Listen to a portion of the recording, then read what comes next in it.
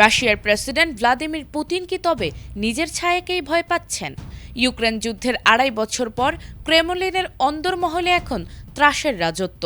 একের পর এক শীর্ষ সামরিক কর্মকর্তার রহস্যজনক মৃত্যু আর অভ্যুত্থানের আশঙ্কায় জারি হয়েছে নজিরবিহীন সব বিধিনিষেধ।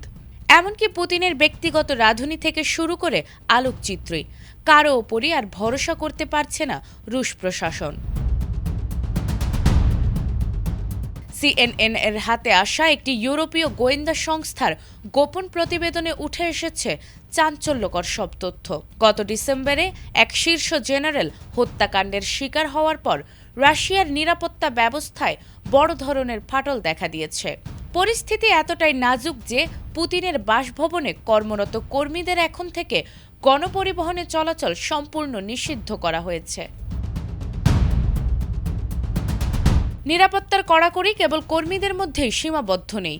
ক্রেমলিন প্রধানের সঙ্গে দেখা করতে আসা যে কোনো দর্শনার্থীকে এখন পার হতে হয় ২ স্তরের কঠোর স্ক্রিনিং। যারা পুতিনের অতি ঘনিষ্ঠ তাদের জন্য স্মার্টফোন ব্যবহার নিষিদ্ধ করে কেবল ইন্টারনেটহীন সাধারণ ফোন ব্যবহারের নির্দেশ দেওয়া হয়েছে।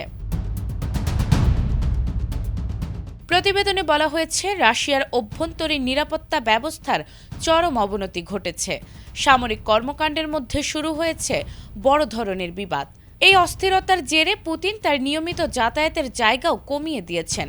এমনকি সেন্ট পিটার্সবার্গ বা ভালদাইয়ের অবকাশ যাপন কেন্দ্রেও তাকে আর দেখা যাচ্ছে না। ২০২২ সালে ইউক্রেন আক্রমণের পর থেকে পুতিন দীর্ঘ সময় ব্যয় করছেন অত্যাধুনিক বাংকারে। ২০২৫ সালে একাধিক সামরিক স্থাপনা পরিদর্শনের পরিকল্পনা থাকলেও নিরাপত্তার খাতিরে তিনি এখন পর্যন্ত কোথাও যাননি। জনসম্মুখে তার উপস্থিতির অভাব ঢাকতে ক্রেমলিন এখন পুরনো রেকর্ড করা ভিডিও প্রচার করছে বলে দাবি করেছে গোয়েন্দা সংস্থাটি। অর্থনৈতিক সংকট, অভ্যন্তরীণ ভিন্নমত আর যুদ্ধক্ষেত্রের বিপর্যয়ের মুখে দাঁড়িয়ে পুতিন এখন চারিদিকে ষড়যন্ত্রের গন্ধ পাচ্ছেন। ১০ জন শীর্ষ কমান্ডারকে অতিরিক্ত ব্যক্তিগত নিরাপত্তা দেয়া হলেও ক্রেমলিনের অন্দরে বইছে অবিশ্বাসের হাওয়া। এই কঠোর প্রোটোকল কি পুতিনকে আসলেও নিরাপদ রাখবে, নাকি এটি তার পতনের আগাম সংকেত, তা নিয়ে বিশ্বজুড়ে শুরু হয়েছে জল্পনা। নাজমুন নাহার জান্নাত, এটিএন বাংলা।